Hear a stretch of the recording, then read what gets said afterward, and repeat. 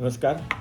काल मी LIC tenant and occupation welfare असोसिएशनचं पत्र घेऊन रमेश निर्मलजीचे सर्वांची बोलून माननीय वित्तमंत्री निर्मला सीतारामनजीची भेटण्यासाठी दिल्ली गेलो होतो. चांगली भेट झाली.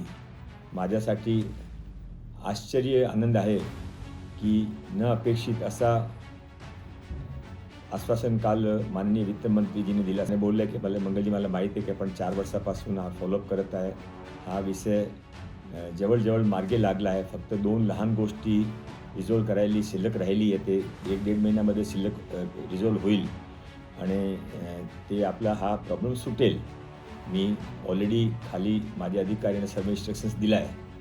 मी हा कम्युनिकेशनच्या माध्यमाने सर्व LIC आणि सर्व एक वेळा LICच्या विषय सुटला तर देना बँकने इतर बँकाच्या पण विषय पण सुटणार आहे.